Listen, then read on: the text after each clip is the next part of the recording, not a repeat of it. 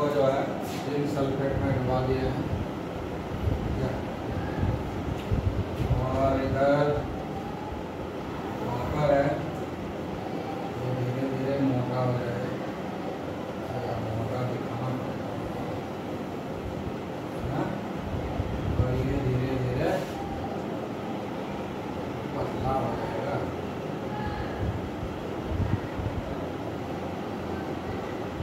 ठीक है, ये है कॉपर रॉड और कॉपर सल्फेट इसमें दिया हुआ है।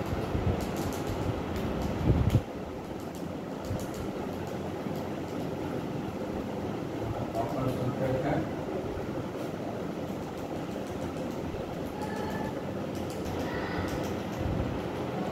ये जिंक सल्फेट हो गया। ठीक है, तो कॉपर को हम कॉपर सल्फेट में डीप कर दिए हैं और जिंक रॉड को जिंक सल्फेट में डीप किया। ये जो है कैथोड बन जाएगा। ठीक है, क्योंकि यहाँ पर रिडक्शन होगा। रिडक्शन जहाँ होता है उसको हम लोग बोलते हैं कैथोड, और एनोड उसको बोलते हैं जहाँ ऑक्सीडेशन। ठीक है, यहाँ पर ऑक्सीडेशन होगा। अब इससे वायर के थ्रू जो है, अब ये क्या है, जिंक है, ये नेगेटिवली चार्ज भी हो जाएगा और ये जो है पॉजिटिवली चार्ज होगा।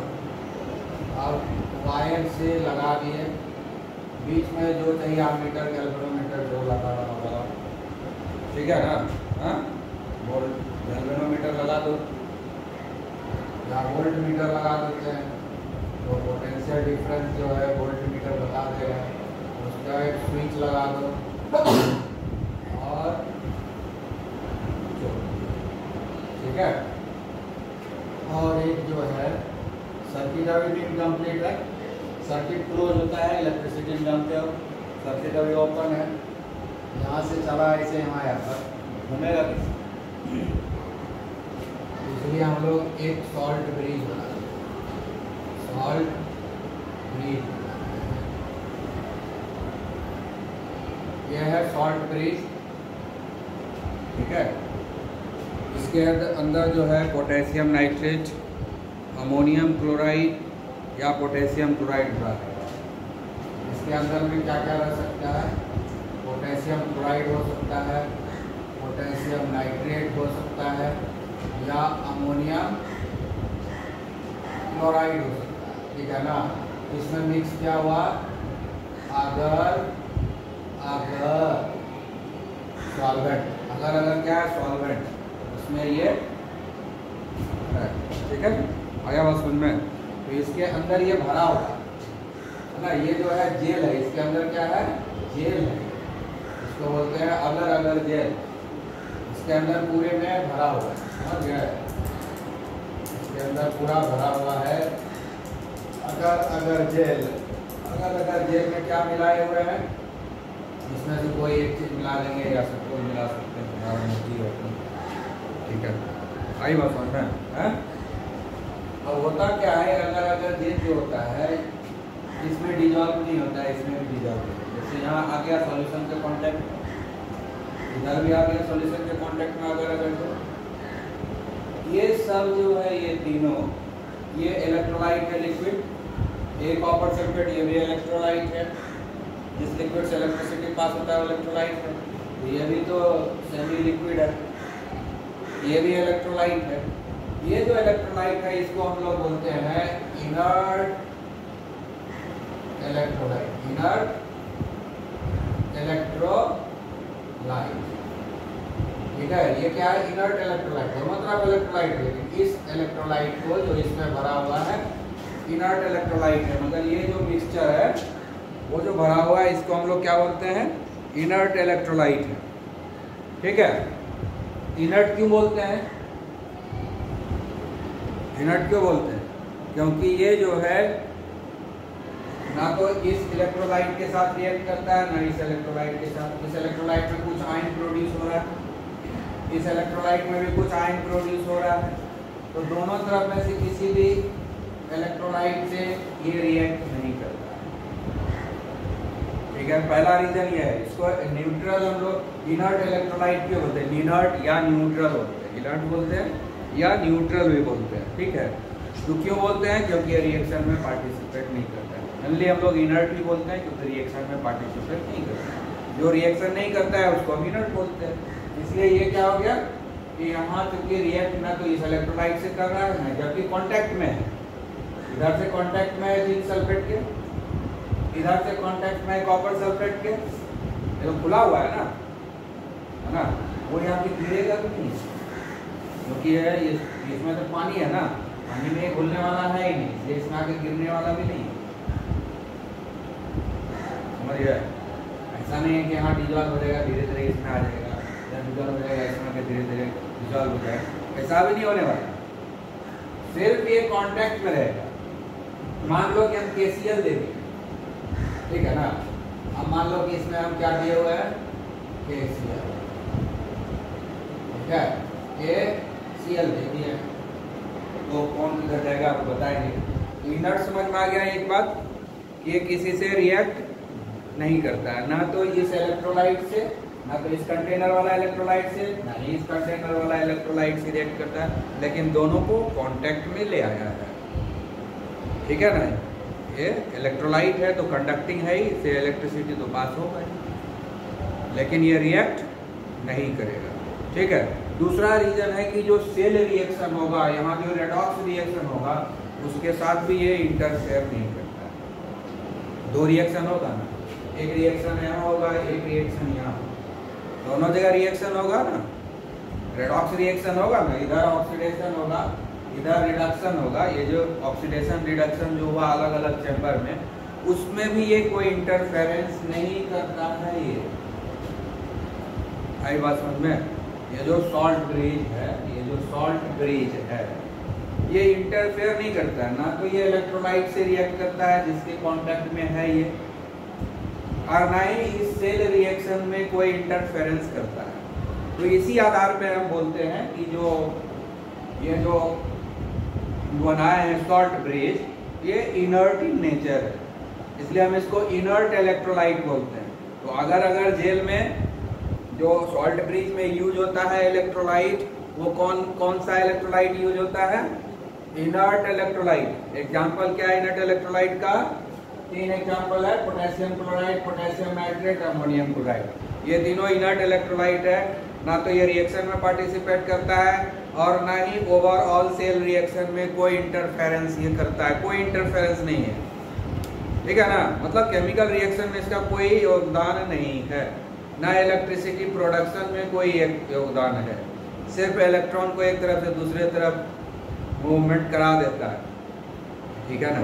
आया बात समझ में। इसका 2 काम है, इसका 2 काम है, डिस्कस करेंगे कि इस सॉल्ट ब्रिज का आखिर यूज क्यों। पहला काम तो एक ही है कि ये सर्किट को कंप्लीट करता है, सर्किट को क्लोज करता है। जब तक सर्किट क्लोज नहीं होगा, फ्लो ऑफ इलेक्ट्रिसिटी नहीं हो सकता है। तो पहला काम तो ये है। दूसरा काम ये है कि ये जो सॉल्यूशन है और ये जो सॉल्यूशन है, ये चार्ज हो जाता है। कैसे चार्ज हो जाता है, चार्ज जब हो जाता है उसको ये न्यूट्रलाइज कर देता है, इसको भी न्यूट्रलाइज कर देता है।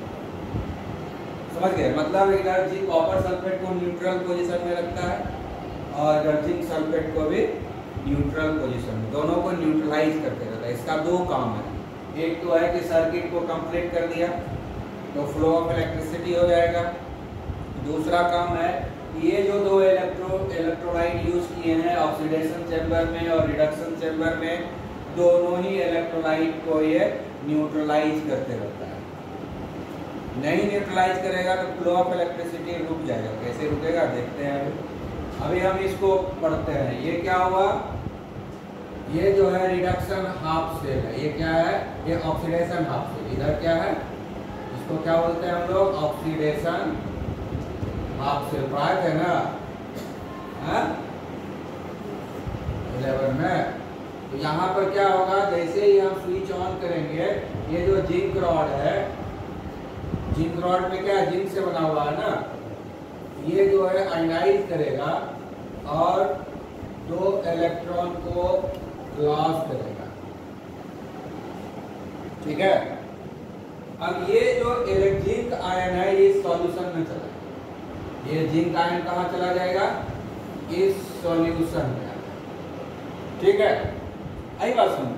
यहाँ जिंक रॉड है, जिंक जो है एक एक एटम आयन में बदला और इसमें जिंक आयन आ गया और ये इलेक्ट्रॉन जो है इस रॉड पर जमा हो गया तो नेगेटिवली चार्ज होगा। ये इलेक्ट्रॉन जो है इस रॉड पे आकर जमा हो गया, ये नेगेटिवली चार्ज हो जाएगा, इसीलिए हम लिख रहे हैं यहाँ नेगेटिव। ठीक है ना, क्योंकि ये रॉड नेगेटिवली चार्ज हो गया क्योंकि इसके ऊपर इलेक्ट्रॉन जमा हो रहा है। ठीक है ना। दूसरा चीज लॉस ऑफ इलेक्ट्रॉन हो रहा है इस रॉड पर। इस रॉड पर क्या हो रहा है, लॉस ऑफ इलेक्ट्रॉन। तो लॉस ऑफ इलेक्ट्रॉन को क्या बोलते हैं, ऑक्सीडेशन। इसीलिए इस चेंबर को ऑक्सीडेशन हाफ शेल बोलते हैं। ठीक है ना, रिएक्शन को हो गया ऑक्सीडेशन हाफ रिएक्शन। आई बात समझ में है? और जहां ऑक्सीडेशन होता है जिस रॉड पर, जिस इलेक्ट्रोड पर ऑक्सीडेशन होता है उसको हम एनोड बोलते हैं। तो यहाँ पर एनोड क्या है, नेगेटिवली चार्ज है। ये चेंबर समझ में आ गया? आ गया। अब देखो कि यहाँ इलेक्ट्रॉन का लॉस हो रहा है, इस पर इलेक्ट्रॉन जमा हो रहा है और जिंक आयन इस सॉल्यूशन में। ठीक है, इलेक्ट्रॉन जमा हो रहा है रॉड के ऊपर और जो जिंक आयन बन रहा है वो इस सॉल्यूशन में जा रहा है। ये तो जिंक सल्फेट का न्यूट्रल सॉल्यूशन है।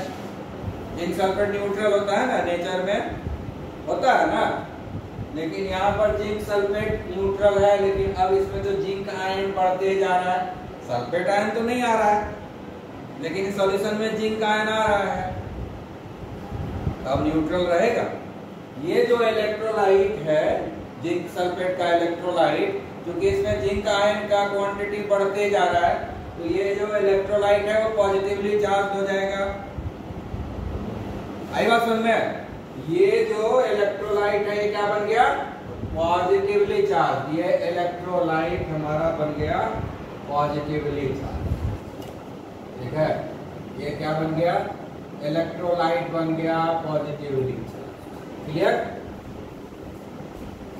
और ये इलेक्ट्रोड बन गया नेगेटिवली चार्ज। फिजिक्स में पढ़ाई हुई है, पॉजिटिव और नेगेटिव चार्ज थोड़ी दूरी पर डेवलप हो जाए तो क्या होता है, पोटेंशियल डिफरेंस पैदा होता है। क्या पैदा होता है, पोटेंशियल डिफरेंस। तो यहाँ पर पोटेंशियल डिफरेंस आ गया ना, इलेक्ट्रोड और इलेक्ट्रोलाइट के बीच में पोटेंशियल डिफरेंस हो गया ना, क्योंकि ये इलेक्ट्रोड नेगेटिवली चार्ज है और ये सॉल्यूशन धीरे धीरे पॉजिटिवली चार्ज हो गया ना, क्योंकि इसमें जिंक आयन आते ही जा रहा है। जिंक आयन तो पॉजिटिवली चार्ज है ना, तो ये धीरे धीरे पॉजिटिवली चार्ज हो जाएगा, क्योंकि सल्फेट आयन तो आ नहीं रहा है, जिंक आयन बढ़ते जा रहा है, पॉजिटिव चार्ज केटायन आते जा रहा है, लेकिन एनायन तो आ नहीं रहा है, तो बैलेंस पॉजिटिवली चार्ज आयन बढ़ गया ना यहाँ पर। आई बात समझ में? तो ये सॉल्यूशन क्या हो गया, पॉजिटिवली चार्ज, और ये रॉड क्या है, नेगेटिवली चार्ज, क्योंकि उस पर इलेक्ट्रॉन जमा हुआ है। तो पॉजिटिव नेगेटिव चार्ज थोड़ा दूरी पर रहता है एक ही समय में, तो क्या होता है, पोटेंशियल डिफरेंस पैदा होता है। आई बात समझ में? ये जो पोटेंशियल डिफरेंस पैदा हुआ इलेक्ट्रोड और इट्स इलेक्ट्रोलाइट, इलेक्ट्रोड और इसके इलेक्ट्रोलाइट, इसी का ये इलेक्ट्रोलाइट है, ये जिंक है तो ये जिंक सल्फेट है, जिंक सल्फेट उसी का इलेक्ट्रोलाइट है। जिंक इलेक्ट्रोड है और उसका इलेक्ट्रोलाइट जिंक सल्फेट है, तो इलेक्ट्रोड और उसके इलेक्ट्रोलाइट दोनों अपोजिटली चार्ज हो गया। इलेक्ट्रोड और उसका इलेक्ट्रोलाइट अपोजिटली चार्ज हो गया। तो जब अपोजिटली चार्ज एक जगह एग्जिस्ट करता है तो पोटेंशियल डिफरेंस डेवलप होता है। ये जो पोटेंशियल डिफरेंस डेवलप हो गया इलेक्ट्रोलाइट और इलेक्ट्रोड के बीच में, इसी को हम बोलते हैं पोटेंशियल डिफरेंस। इसको बोलेंगे ऑक्सीडेशन पोटेंशियल, क्योंकि यहाँ पर ऑक्सीडेशन हो रहा है। इस इलेक्ट्रोड का पोटेंशियल यही है पोटेंशियल डिफरेंस।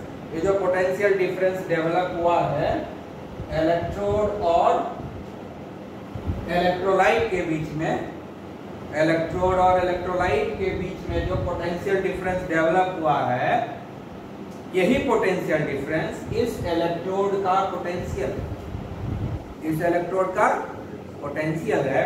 क्योंकि इस रॉड पर ऑक्सीडेशन हो रहा है तो इस पोटेंशियल का नाम हम ऑक्सीडेशन पोटेंशियल बोलेंगे। आई बात समझ में? क्योंकि इस रॉड पे क्या हो रहा है, ऑक्सीडेशन हो रहा है, इसलिए जो पोटेंशियल डिफरेंस डेवलप हुआ है यहाँ इलेक्ट्रोलाइट और रॉड के बीच में, इलेक्ट्रोलाइट और इलेक्ट्रोड के बीच में, वो हो गया ऑक्सीडेशन पोटेंशियल। Understood clearly? आई बात समझ में? अब हम लोग आते हैं इस चैम्बर में, ठीक है। अब ये जो यहाँ इलेक्ट्रॉन जमा हुआ वो इस वायर के हेल्प से इलेक्ट्रॉनिक करंट नेगेटिव चार्ज से पॉजिटिव चार्ज की तरफ आता है। फिजिक्स में पढ़ते हो पॉजिटिव चार्ज से नेगेटिव की तरफ जाता है, वो है कन्वेंशनल करंट, है ना। जैसे ट्रेन में चलते हैं तो खिड़की से देखते हैं तो जमीन चल रहा है, ट्रेन नहीं चलती। रियलिटी में ट्रेन चलती है, जमीन तो चलती नहीं है, लेकिन अपने आप को क्या दिखता है, जमीन पीछे भाग रही है, हम तो चुपचाप अस्थिर से बैठे हुए हैं, हम तो नहीं आगे बढ़ रहे हैं, समझ गया? तो वही हालत है फिजिक्स। भाग रहा है इलेक्ट्रॉन, लेकिन खिड़की से झांकते हैं दिखता है कि पॉजिटिव चार्ज भाग रहा है पीछे, क्योंकि हम तो इलेक्ट्रॉन के साथ बैठे हुए हैं, है ना।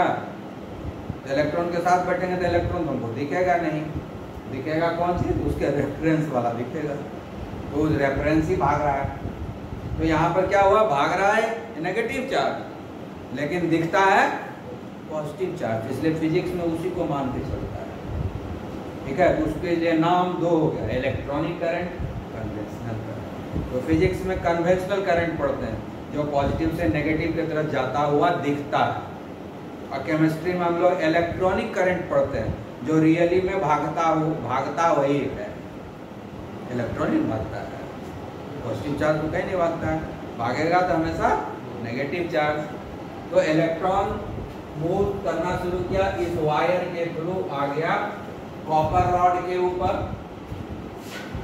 वायर के थ्रू आ गया कॉपर रॉड के ऊपर, ठीक है, समझ में आ गया? हाँ, तो कॉपर रॉड के ऊपर आ गया, यहाँ इलेक्ट्रॉन आया।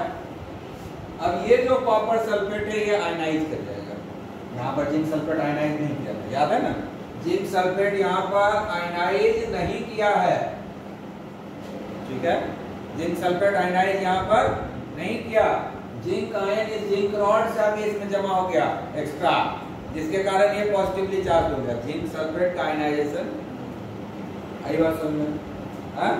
अगर हुआ भी है, हुआ ही होगा, इलेक्ट्रिसिटी पास कर रहा है तो हुआ ही होगा, ऐसा नहीं है कि नहीं हो सकता है। लेकिन जो ये जिंक सल्फेट आयनाइज किया तो नंबर ऑफ कैटायन और नंबर ऑफ एनायन बराबर है, number of positive charge number of negative charge बराबर है ना। जिंक सल्फेट आयनाइज तो हुआ ही होगा क्योंकि इलेक्ट्रिसिटी पास हो रहा है, वो आयनाइज भी ना हुए तो इलेक्ट्रिसिटी पास नहीं होगा, अगर आयनाइज नहीं होगा तो हम इसको इलेक्ट्रोलाइट कहेंगे ही नहीं, तो वो स्टेटमेंट तो गलत हो गया जो हम बोले अभी, ठीक है ना। आई बात समझ में? तो जिंक सल्फेट आयनाइज तो हुआ ही, लेकिन ये जो आयनाइज हुआ है ना, ये जो आयनाइज हुआ जिंक सल्फेट, तो उसमें पॉजिटिव चार्ज और नेगेटिव चार्ज बराबर है, इसलिए वो न्यूट्रल ही दिखेगा, तो लगता है कि आयनाइज नहीं हुआ। आयनाइज तो हुआ ही है लेकिन लगता है कि आयनाइज नहीं हुआ, क्योंकि जितना जिंक आयन पे चार्ज होगा पॉजिटिव चार्ज उतना ही सल्फेट आयन पर नेगेटिव चार्ज, तो दोनों मिला के न्यूट्रल ही न रहेगा, इसलिए जिंक सल्फेट न्यूट्रल ही रहेगा। लेकिन जब जिंक आयन एक्स्ट्रा आ रहा है ना इसमें जिंक रॉड से, तो जिंक आयन बढ़ गया, सल्फेट आयन तो कहीं से आया नहीं, तो जिंक आयन एक्स्ट्रा हो गया, इसलिए ये पॉजिटिवली चार्ज हो गया सॉल्यूशन। क्लियर? तो इधर ये जिंक सल्फेट रिएक्शन में पार्टिसिपेट नहीं किया, ध्यान देने वाली बात है, इधर जिंक सल्फेट रिएक्शन में पार्टिसिपेट नहीं, आयनाइज तो हुआ लेकिन रिएक्शन में पार्टिसिपेट नहीं किया, जिंक सल्फेट का जिंक आयन यूज नहीं हुआ, जिंक सल्फेट का जिंक आयन यूज नहीं हुआ, लेकिन इधर कॉपर सल्फेट रिएक्शन में पार्टिसिपेट करेगा, इधर कॉपर सल्फेट रिएक्शन में पार्टिसिपेट करेगा। जैसे ही इलेक्ट्रॉन आएगा ये आयनाइज तो होना ही है, इलेक्ट्रिसिटी जब पास हो रहा है तो आयनाइज हो गया, अब ये जो कॉपर सल्फेट है ये इसको हम लोग बोलते हैं रिडक्शन हाफ से। यहाँ क्या हुआ, रिडक्शन हाफ से। यहाँ क्या हुआ कि कॉपर सल्फेट टूट गया, कॉपर 2+ और सल्फेट 2- में टूट गया, ठीक है। और टूटने के बाद ये इलेक्ट्रॉन आया, टूटने के बाद ये जो कॉपर आयन है ना ये चला गया इसके पास। टूटने के बाद कॉपर आयन कहां चला गया, कॉपर रॉड के ऊपर, कॉपर रॉड के ऊपर। कॉपर रॉड पे उसको क्या मिलेगा, इलेक्ट्रॉन मिलेगा। उधर से आ रहा है इलेक्ट्रॉन, इधर से आ रहा है ना इलेक्ट्रॉन यहाँ, तो कॉपर रॉड पे उसको इलेक्ट्रॉन मिला, तो ये इसने इलेक्ट्रॉन को एक्सेप्ट किया और कॉपर में कन्वर्ट हो गया। कॉपर में कन्वर्ट हो गया, इसके ऊपर जमा हो गया, इसलिए रॉड ये धीरे धीरे देखो मोटा हो गया। खाया पिया ढका दिखने लगा, ठीक है ना, खाते पीते फैमिली का दिख गया, ठीक है कि नहीं, है ना। तो कॉपर, इससे कॉपर सल्फेट से कॉपर आयन निकल गया और यहाँ आके जमा हो गया कॉपर के रूप में। तो धीरे धीरे कॉपर आयन घट गया ना, सल्फेट आयन तो पड़ा हुआ है, कॉपर आयन घट गया। जब पहला बार आयनाइज हुआ होगा ये कॉपर सल्फेट, तो उसमें कॉपर आयन और सल्फेट आयन के ऊपर चार्ज बराबर था, तो copper ion sulphate ion equal था। अब इसका कॉपर आयन कहाँ चला गया, ये जो सल्फेट आयन है ये यहीं रह गया सॉल्यूशन में, सल्फेट आयन रह गया सॉल्यूशन में। आई बात समझ में। अब कॉपर आयन चला गया इस रॉड के ऊपर और उस रॉड पर कॉपर आयन 2 इलेक्ट्रॉन को एक्सेप्ट किया और कॉपर में कन्वर्ट हो गया और रॉड पर ही चिपक गया। धीरे धीरे कॉपर रॉड मोटा हो गया क्योंकि उससे कॉपर निकल के इस पर चिपकते गए, तो कॉपर आयन घट गया ना। कॉपर आयन जब घट गया इस सॉल्यूशन में सल्फेट आयन का कॉन्सेंट्रेशन बढ़ गया, कॉपर आयन तो यूज हो गया कॉपर बनने में, जमा होने में इस पर, तो सल्फेट आयन तो बच गया ज्यादा, तो ये सॉल्यूशन ओवरऑल क्या हो जाएगा, नेगेटिव। तो इसलिए ये सॉल्यूशन हो गया नेगेटिव। तो ये सॉल्यूशन जो है इलेक्ट्रोलाइट जो है नेगेटिव हो गया, ठीक है। यहाँ पर जो आया इलेक्ट्रॉन वो तो यूज हो गया, तो इलेक्ट्रॉन जब यूज हो गया तो पॉजिटिवली चार्ज हो जाएगा। आया जरूर इलेक्ट्रॉन और उस इलेक्ट्रॉन को तो ये कॉपर आयन ले लिया, तो जब तुम उससे कॉपर आयन छीन लिए या इलेक्ट्रॉन छीन लिए तो पॉजिटिवली चार्ज हो जाएगा। इसलिए ये रॉड हो गया पॉजिटिवली चार्ज, ये इलेक्ट्रोड हो गया पॉजिटिवली चार्ज और ये सॉल्यूशन हो गया नेगेटिवली चार्ज। तो यहाँ भी तो हो गया पोटेंशियल डिफरेंस, यहाँ भी पोटेंशियल डिफरेंस हो गया क्योंकि इलेक्ट्रोलाइट नेगेटिवली चार्ज हो गया और ये रॉड हो गया positively charge, rod positively charge, electrode negatively charge. इसी का तो ये इलेक्ट्रोलाइट है। इलेक्ट्रोड और इलेक्ट्रोलाइट के बीच में एक पोटेंशियल डिफरेंस डेवलप हो गया क्योंकि दोनों के ऊपर अपोजिट चार्ज है। आई बात समझ में। ये जो पोटेंशियल डिफरेंस है वही हुआ है इलेक्ट्रोड पोटेंशियल इसका। तो यहाँ चूंकि रिडक्शन हो रहा है तो इस रॉड का जो पोटेंशियल है उसको हम रिडक्शन पोटेंशियल बोलेंगे। तो इस रॉड पर रिडक्शन पोटेंशियल डेवलप हो गया और इस रॉड पर ऑक्सीडेशन पोटेंशियल डेवलप हो गया। क्लियर। अब देखो अब प्रॉब्लम क्या होता है कि पॉजिटिव चार्ज है नेगेटिव चार्ज, अगर ज्यादा पॉजिटिव चार्ज यहाँ डेवलप हो जाएगा ये इलेक्ट्रॉन को भागने देगा, पकड़ तो नहीं रखेगा वो। अगर ये सॉल्यूशन पॉजिटिवली चार्ज एक्सेसिव हो जाए, एक्सेसिव पॉजिटिव चार्ज क्या करेगा, इलेक्ट्रॉन को भागने ही देगा। ठीक है जमा रहो, यहीं पड़े रहो, नहीं कहेगा तुम यहीं पड़े रहो, उधर नहीं जाना, पकड़ के रखेगा। हाँ तुम उधर नहीं जाना, इसी रॉड पे जमा रहो, पकड़ के रखेगा ये, है ना। आई बात समझ में। इलेक्ट्रॉन को ये जाना ही नहीं जाएगा। तो इसका मतलब है कि इसको लेस पॉजिटिवली चार्ज रखना है।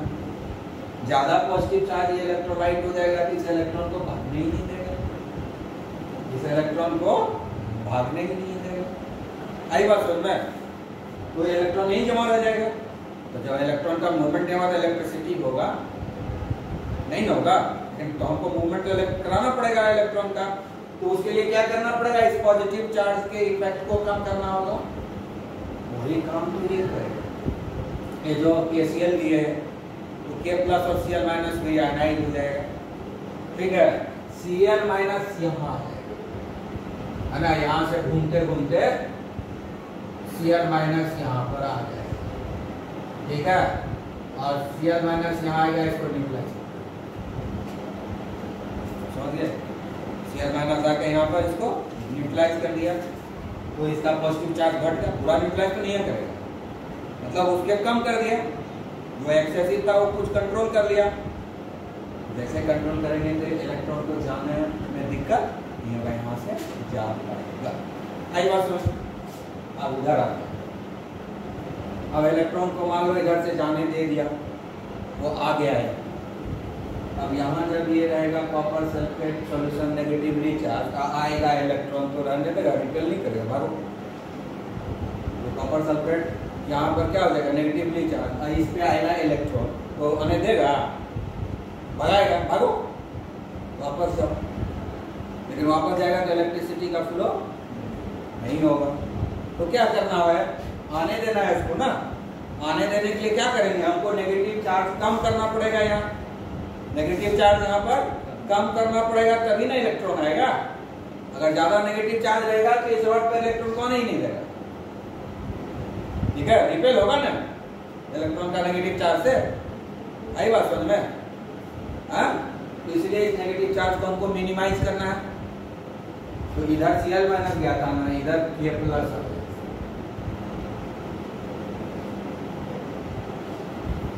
ठीक है। K प्लस आएगा, नेगेटिव चार्ज को न्यूट्रलाइज करेगा एज फार एज पॉसिबल, जितना कर सके। तो कम तो हो जाएगा ना, नेगेटिव चार्ज जीरो करना भी नहीं है, जीरो होगा तो पोटेंशियल डिफरेंस जीरो हो जाएगा। आई बात समझ में? हमको कम कर देना है। अब इलेक्ट्रॉन भी इधर आएगा आराम से, आया ना? तो समझ में आया सॉल्ट ब्रिज का क्या काम है? दोनों ही सॉल्यूशन को as far as possible neutral condition में रखता है, न्यूट्रलाइज करता है। इस इलेक्ट्रोलाइट को भी न्यूट्रलाइज करते रहता है, इस इलेक्ट्रोलाइट को भी न्यूट्रलाइज करते रहता है। समझ में आया? तो सॉल्ट ब्रिज का दो काम हो गया। एक तो सर्किट को कंप्लीट करता है, सर्किट को क्लोज करता है।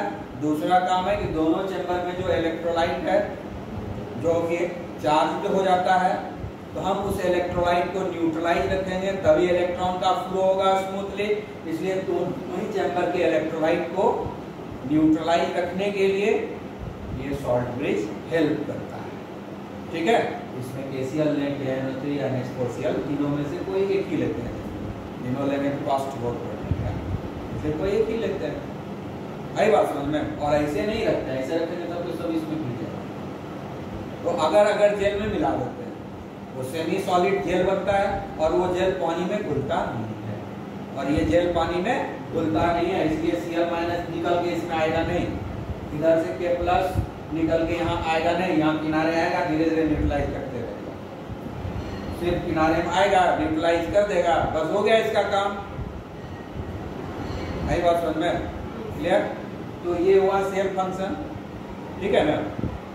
अगर यह वोल्ट मीटर में देखोगे ये 1.1 वोल्ट देता है। ये जो सेटअप है तैयार कर दिए तो 1.1 वोल्ट देता है। जो वोल्ट मीटर लगा रहेगा उसमें डिफ्लेक्शन दिखाएगा 1.1 वोल्ट, मतलब ये जो सेल बनेगा, बैटरी बनेगा, ये 1.1 वोल्ट का। समझ में आया ना? क्लियर? तो अब हमको बीच में जो भी पंखा बल्ब हीटर जो लगाना है लगा, बैटरी तैयार। इसी को हम लोग डैनियल से बोलते हैं, क्योंकि डैनियल बनाए थे इसको। ये पहला एग्जाम्पल है इलेक्ट्रोकेमिकल सेल का, इसमें केमिकल एनर्जी इलेक्ट्रिकल एनर्जी में कन्वर्ट हो रहा है, ठीक है। आई बात सुनिए।